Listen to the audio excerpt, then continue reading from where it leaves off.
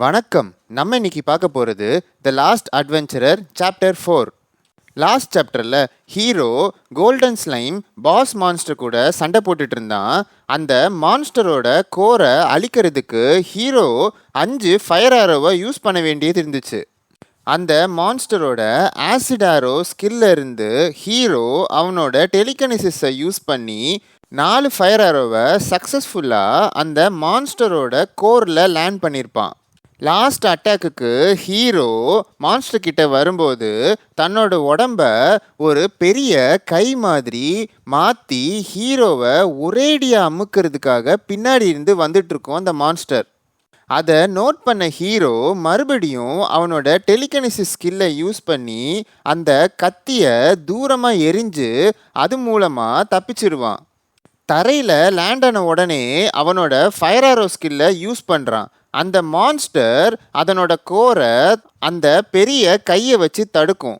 அதுக்கு ஹீரோ சிரிச்சுக்கிட்டே மறுபடியும் டெலிகனிசிஸை ஃபயர் ஆரோ மேலே பயன்படுத்தி அந்த ஃபயர் ஆரோவை அப்படியே கர்வ் ஆகி மான்ஸ்டரோட கோர்லேயே ஒரே அடி அடிக்கிறான்.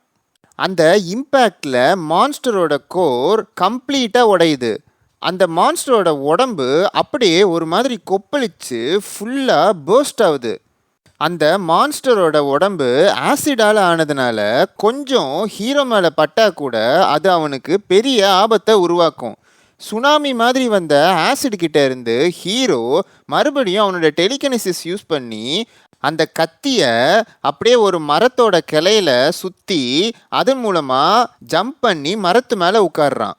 அப்படியே அந்த ஆசிட் தரையில் இருக்க எல்லாத்தையும் உருக்கிட்டு டேமை திறந்து விட்ட தண்ணி மாதிரி ஃபுல்லாக பாஞ்சு ஓடிட்டு இருந்தது. தரையில் இருந்த ஆசிட் காஞ்சதுக்கு அப்புறமா ஹீரோ கீழே இறங்கி ஏதோ ஒன்று நோட் பண்ணுறான். அதை டெலிகனிசிஸ் மூலமாக எடுக்கிறான். நிஜமாவே இந்த டெலிகனிசிஸ் பவர் இருந்தால் சோம்பேறி ஆயிரும் போல இருக்கு. நின்ன இடத்துல இருந்தே எல்லா வேலையும் பண்ணிட்டு இருக்கான் ஹீரோ. அந்த ரெட் பால் ஹீரோ கையில இருந்து க்ளோ ஆகி ஏதோ ஷீல்டு மாதிரி ஃபார்ம் ஆகிறத காட்டுறாங்க. அப்படியே கட் பண்ணி நெக்ஸ்ட் பேனலில் ஹீரோ கெஃபர் மர்ச்சன்ட் யூனியன் பிரான்ச்சில் மிஸ்டர் அபிஸ் முன்னாடி நான் வந்துட்டேன்னு சொல்லிட்டு உட்காந்துருக்கான். உனக்கு வாய் மட்டும் இல்லை போல, திறமையும் இருக்கு.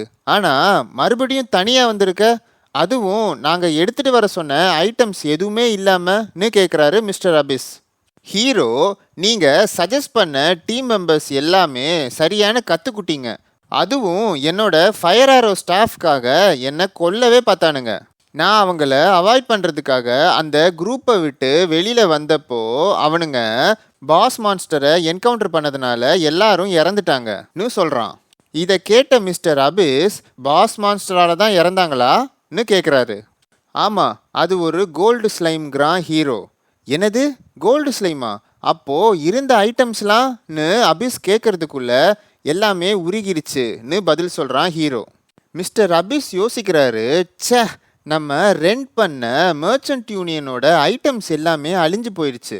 இது நமக்கு ஒரு பெரிய லாஸ் தான். அது எல்லாத்தையும் விட என் முன்னாடி உட்கார்ந்துருக்கிறவன் அந்த கேட்லேருந்து வேற உயிரோட வந்திருக்கான்னு. இந்த கேட்டை பற்றி சில விஷயங்களை நமக்கு இப்போ சொல்கிறாங்க. இந்த டைமென்ஷனல் கேட்டுக்கு சில ரூல்ஸ் இருக்கான். முதல்ல எவ்வளோ பேர்னாலும் கேட்டுக்குள்ளே போக முடியாது. அந்த கேட்டோட பில்லரில் என்ன நம்பர் போட்டிருக்கோ அவ்வளோ அட்வென்ச்சரஸ் தான் அந்த கேட்டுக்குள்ளே போக முடியும். அதுக்கப்புறம் அந்த கேட் டீஆக்டிவேட் ஆகிரும். உள்ளே இருக்கிறவங்க எல்லாரும் இறந்து போனதுக்கு அப்புறம் தான் அந்த கேட் மறுபடியும் ஆக்டிவ் ஆகும். ரெண்டாவது, கேட்டோட டிஃபிகல்ட்டி லெவலை பொறுத்து தான் அட்வென்ச்சரஸால் உள்ளே போக முடியும். ஒரு கேட்டோட டிஃபிகல்ட்டி லெவலை அதனோட கலரை வச்சு கண்டுபிடிச்சிடலாம். Red, orange, yellow, green, blue, violet and purple. இதில் ரெட்டு தான் லீஸ்ட் டிஃபிகல்ட்டி, பர்பிள் தான் ஹையஸ்ட் டிஃபிகல்ட்டி. அதுபோக நிறைய சர்க்கிள்ஸ் இருக்கிற பவர்ஃபுல்லான அட்வென்ச்சரஸால் கம்மி டிஃபிகல்ட்டி இருக்கிற கேட்ஸ்குள்ளே போக முடியாது. மூணாவது, ஒரு கேட்டை ரெய்டு பண்ணுறதுக்கு ஒரு சான்ஸ் தான். இதுதான் கேட்டை பொறுத்த வரைக்கும் இருக்கிறதுலே கஷ்டமான ஒரு தடை. உள்ளே போன அட்வென்ச்சரஸில் யாராவது ஒருத்தன் உயிரோட வெளியில் வந்தாலும் அந்த கேட்டு அழிஞ்சிரும். அதுக்கப்புறம் யாராலையும் அந்த கேட்டுக்குள்ளே என்ட்ராக முடியாது. இதன் காரணமா உள்ள போன அட்வென்ச்சரஸ் முழுசா சாகுற வரைக்கும் வேற யாராலையுமே அந்த கேட்டுக்குள்ள போக முடியாது. ஹீரோ அந்த பாஸ் மான்ஸ்டரை கொன்னுட்டு உயிரோட வந்ததுனால அந்த கேட்டுக்கு இதுக்கு மேல யூஸ் இல்லை. அதுவும் ஒரு கோல்டு ஸ்லைம் எப்படி பார்த்தாலும் ஃபர்ஸ்ட் சர்க்கிள் அட்வென்ச்சரஸ்க்கு ஒரு கஷ்டமான ஆப்பனன் தான்னு யோசிக்கிறாரு மிஸ்டர் அபிஸ். இப்போ புரியுது, நீயே எப்படியோ கஷ்டப்பட்டு தான் தப்பிச்சிருக்க. எல்லா ஐட்டம்ஸும் உருகிருச்சுன்னு சொல்கிற, என்னால் புரிஞ்சிக்க முடியுது. அதனால தான் எந்த ஐட்டம்ஸையும் உன்னால் எடுத்துட்டும் வர முடியல.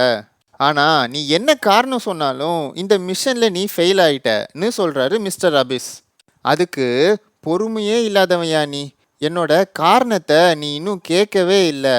அந்த கோல்டு ஸ்லைமன்னு சொல்லிட்டு ஹீரோ அவனோட ரிஸ்ட் கார்டை கலட்டி அவன் கையில் இருக்க 2 சர்க்கிளை காட்டிட்டு நான் சாப்பிட்டுட்டேன்னு சொல்கிறான். அதை பார்த்ததும் செகண்ட் சர்க்கிளா, கோல்டு ஸ்லைமோட மானா ஸ்டோனை நீ அப்சார்ப் பண்ணிட்டியான்னு கேட்குறாரு.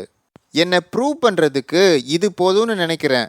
இப்போ நீங்கள் ப்ராமிஸ் பண்ண மாதிரி எனக்கு இ ரேங்கை கொடுங்கன்னு ஹீரோ கேட்குறதுக்குள்ள, டி ரேங்க்? உனக்கு நான் டி ரேங்கே கொடுக்குறேன். இல்லை, நீ என் கூட சேர்ந்து ஒர்க் பண்ணுறேன்னா உன்னை நான் சி ரேங்க் அட்வென்ச்சரர் மாதிரி பார்த்துக்கிறேன்னு ரொம்ப எக்ஸைட்மெண்ட்டோட சொல்கிறாரு மிஸ்டர் அபிஸ். நெக்ஸ்ட் பேனலில் ஹீரோ கான்ட்ராக்டை சைன் பண்ணுறத காட்டுறாங்க. அப்போது மிஸ்டர் அபிஸ் யோசிக்கிறாரு, பொதுவாக தேர்ட் சர்க்கிள் அட்வென்ச்சரருக்கே சி ரேங்க் கொடுக்கறது பெருசு. ஆனால் இவன் நார்மலானவன் கிடையாது. சாதாரண மானா ஸ்டோனை கன்சியூம் பண்ணி ஒரு அட்வென்ச்சரரால் சர்க்கிளை இன்க்ரீஸ் பண்ணிட முடியாது. இவன் சாதாரணவன் கிடையாது, ஒரு ஜீனியஸ். இப்போ தான் ஃபஸ்ட் சர்க்கிள் ஆகி ஒரு கேட்டுக்குள்ளே போனால் அதுக்குள்ளே செகண்ட் சர்க்கிள் ஆகிட்டா. இவ்வளோ சீக்கிரம் சர்க்கிளை இன்க்ரீஸ் பண்ண ஒரு அட்வென்ச்சரரை நான் பார்த்ததே கிடையாது. இவன் எனக்கு கண்டிப்பாக வேணும்னு ஹீரோவை பார்த்து இழிச்சிக்கிட்டு இருக்காரு. அதை பார்க்குற ஹீரோ, நான் எதிர்பார்த்ததை விட நிறையா சலுகைகள் எனக்கு கொடுக்குறாங்க, அதுக்கும் காரணம் இருக்குது. தடவையாக 100 பேர் ரைடு பண்ணுற மாதிரி ஒரு ரெட் கேட் ஃபார்ம் ஆகியிருக்கும் இந்த நேரத்தில். லித் ஹார்பர் சிட்டியில் இருக்கிற மர்ச்சன்ட் யூனியன்ஸ், அதுபோக இருக்கிற கில்ஸ் எல்லாமே இந்த கேட்டை எப்படி அவங்களுக்கு சாதகமாக யூஸ் பண்ணலான்னு திங்க் பண்ணிட்டு இருப்பாங்க. அதில் ஒன்றான கெஃபார் மர்ச்சன்ட் யூனியனும் அந்த வாய்ப்பை எதிர்பார்த்து இருப்பாங்க. பரவாயில்ல, அதனால் எனக்கு எந்த பாதிப்பும் இல்லை, என்னோட பிளான்ஸையும் நான் செயல்படுத்தணும்னு யோசிக்கிறான் ஹீரோ. அபிஸ், எனக்கு நீங்கள் ஒரு உதவி செய்யணும்னு கேட்குறான் ஹீரோ. பரவாயில்ல, எதுனாலும் கூச்சப்படாமல் கேளுன்னு சொல்கிறாரு. ஹீரோ அவனோட கையை நீட்டிட்டு எனக்கு கொஞ்சம் பணம் கொடுங்கன்னு கேட்குறான். இதை கேட்ட மிஸ்டர் அபிஸ், கொஞ்சம் இடம் கொடுத்தவனை என்ன கேட்குறான் பாருன்னு யோசிக்கிறாரு. இதோட சாப்டர் 4 முடிவடைகிறது. உங்களுக்கு இந்த வீடியோ பிடிச்சிருந்தா கண்டிப்பாக லைக் பண்ணுங்கள். மறக்காமல் மிஸ்டிக் ஸ்டோரிஸ் தமிழ் சேனலையும் சப்ஸ்கிரைப் பண்ணிக்கோங்க. உங்களோட ஃப்ரெண்ட்ஸ்க்கும் ஃபேண்டசி ரெக்ரெஷன் மான்வாஸ் பிடிக்கும்னா இந்த வீடியோவை அவங்களுக்கு ஷேர் பண்ணி விடுங்க. நெக்ஸ்ட் சாப்டரில் மீட் பண்ணலாம். நன்றி, வணக்கம்.